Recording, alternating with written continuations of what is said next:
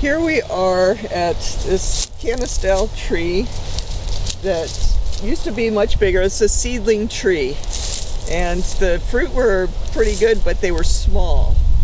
Har has a wonderful variety in his yard called Aurea, and so months ago he grafted that onto some young shoots. We waited for the shoots to come out after cutting the canistel back, and these were fabulous. They did great, growing nicely.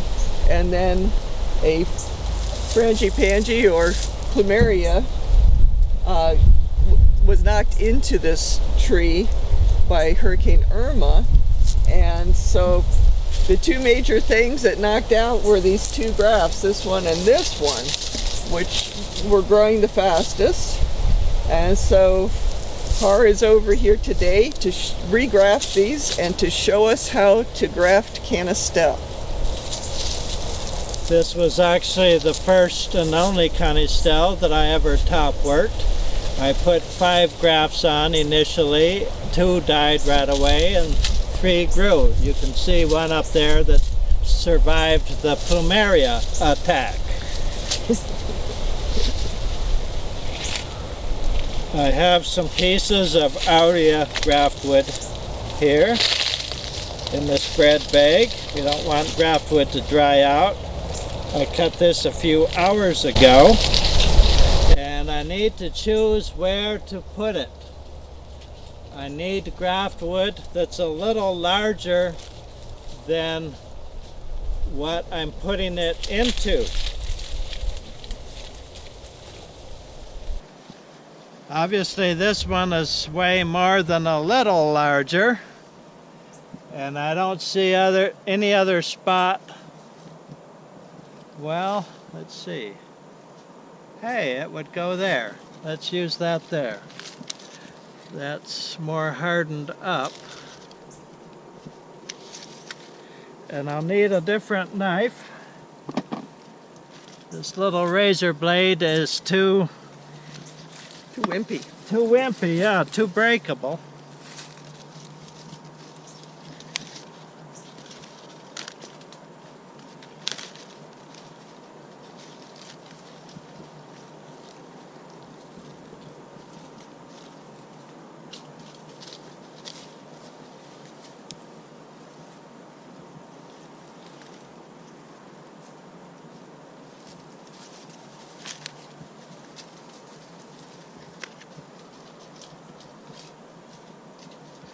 These are unlike cuts. This is a slit, and this one is a wedge. Now, most people have heard about grafting. Have heard that you should use exactly the same size. But with a wedge going into a slit, it would actually be better to be larger. And here you see the point illustrated. See, even though it looked about the right size, see how much smaller it is going into the slit there? This is not a good match. So I will have to line up one side of it only. If this piece of graftwood were a little larger than what it's going into, it could match on both sides.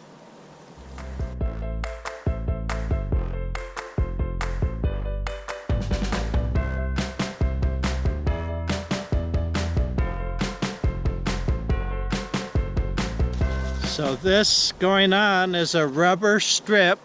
It just provides pressure. You want the original tree and the graftwood to be firmly pressed against each other. This does not seal.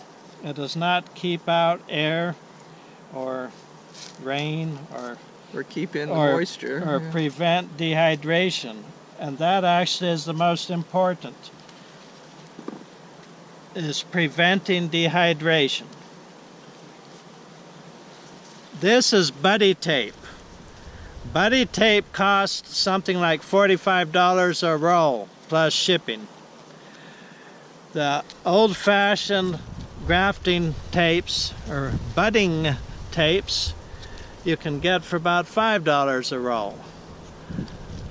But this new stuff is so good that it becomes your buddy. B-U-D-D-Y. That's why it's called buddy tape.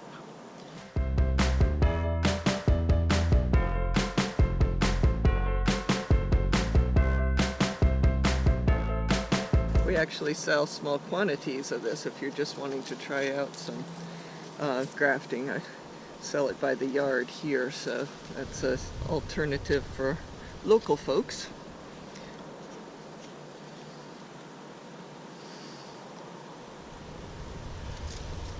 This breathes much better than the traditional tapes, so you get better survival of the graft wood, which does need to breathe some oxygen,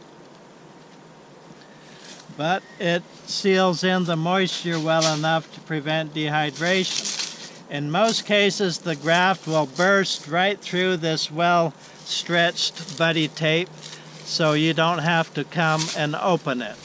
However, if nothing happens for 2 months, then you should come and open the tip and see if the tip is at least alive, and leave it open if it is alive. If it appears to be dead, scratch it to be sure, because sometimes it looks dead on the outside, but when you scratch it, it's green inside. If it's black inside, for sure it's dead. Then you continue unwrapping further down, and hopefully somewhere down there will still be some live graft wood. If not, well, then it's a failure. Don't count it a failure if there's any of it still green down there and one live bud. That can still grow.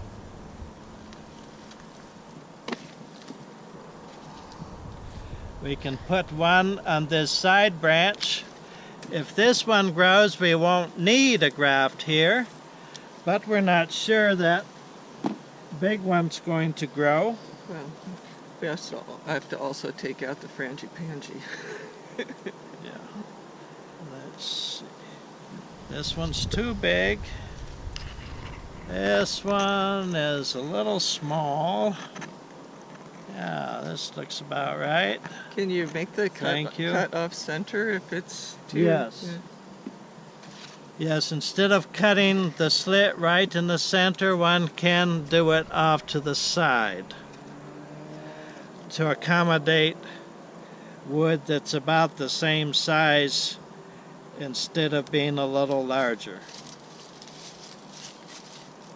I may have to do that with this one.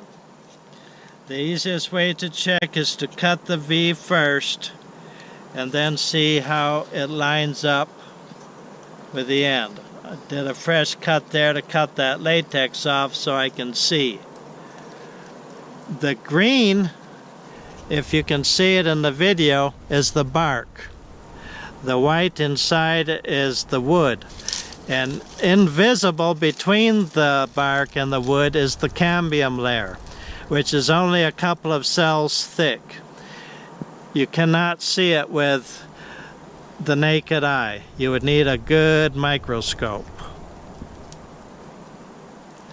But you look for that area where the bark ends and the wood begins, and you know that the cambium is right there. So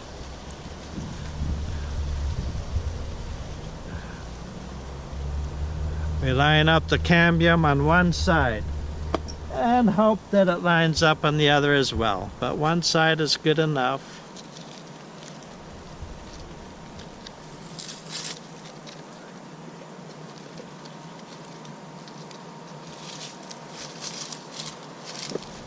One for sure doesn't want to line it up just to be in the middle, because you might not get cambium touching on either side. So make sure the cambiums line up on one side. Only the cambium layers of the tree and the graft wood can heal together. The wood will not heal, and the bark will not heal.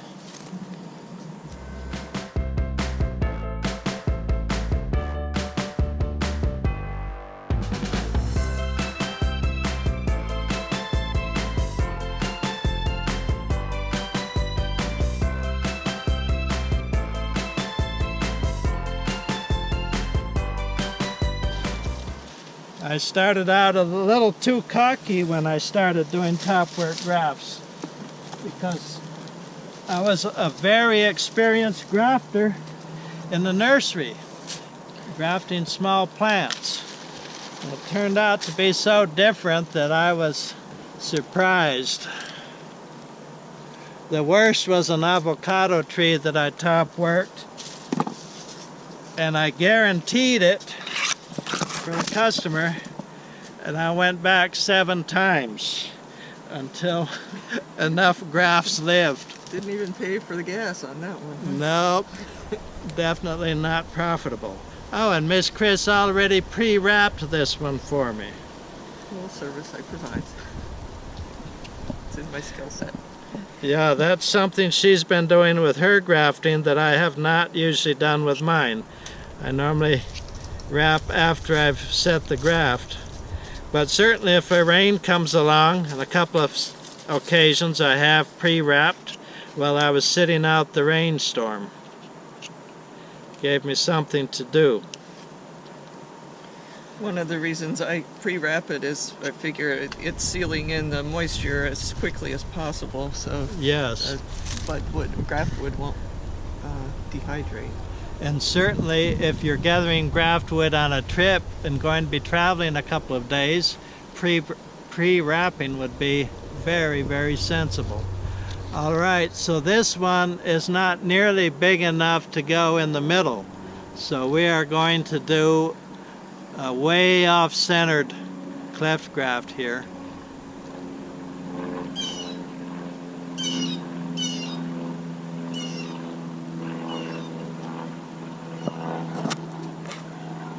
I got kind of a wobbly line. That might even help. It's so flexible, it'll press in well enough anyway. Oops. No, that's okay. I thought I'd split it. If it had split, we would have to recut because when the wood splits instead of being cut, it's very rough. The cambium probably would end up not touching. When one puts on this grafting strip, notice one doesn't tie any knots. One lashes. So just the pressure of the strip crossing itself anchors it at the beginning and again at the end.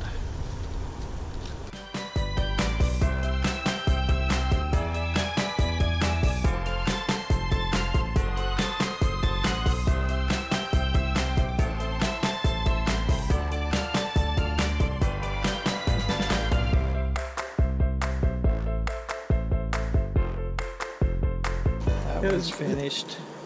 So we've got 2 more pieces here. So we can do one here. And we can try one into wood here, since we have it here.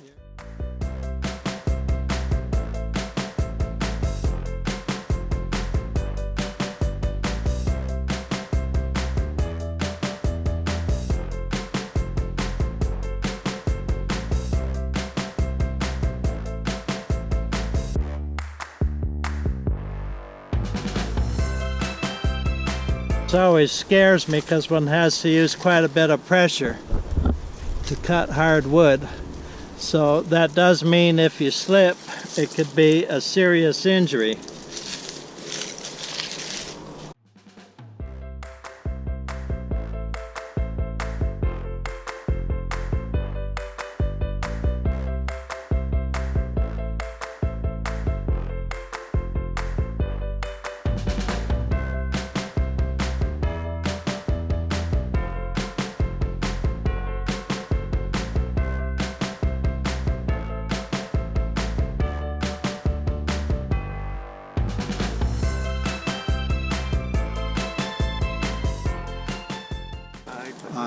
I am attempting to line it up on this closer side. So there's a wide open space on the other side.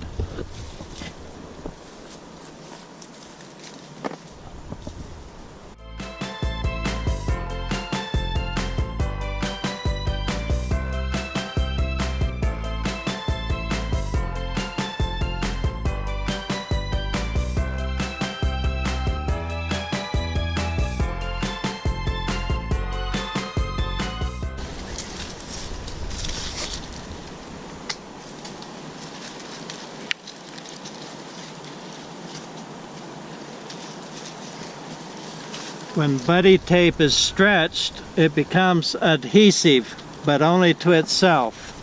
It doesn't stick to the wood. So it is a little bit tricky to anchor it here at the start.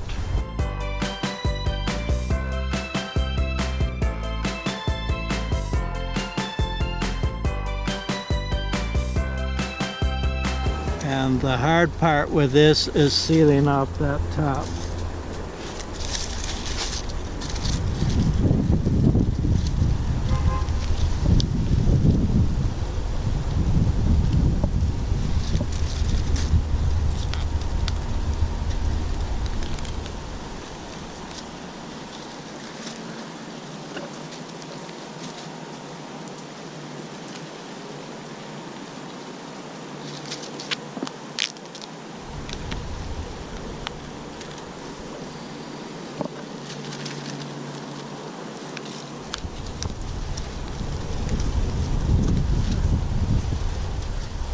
I was thinking on this last one, wait, why don't we do a side cleft graft? See if that works out. Oops. Damage that bottom part of it. A little bit too thin. On some things, side clefts actually work better than others.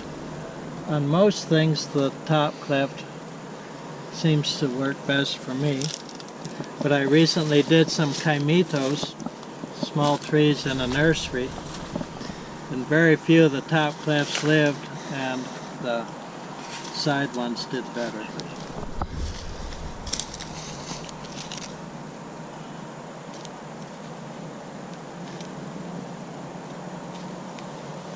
I'm coming through a little bit more than I wanted to.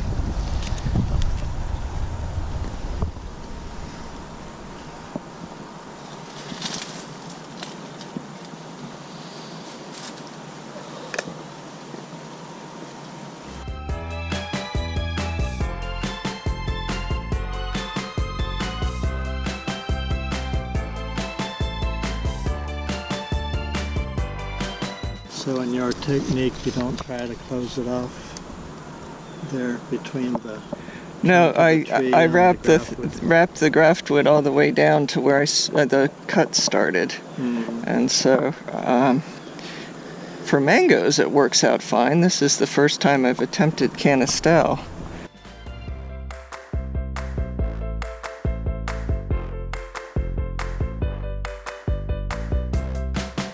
So we'll see.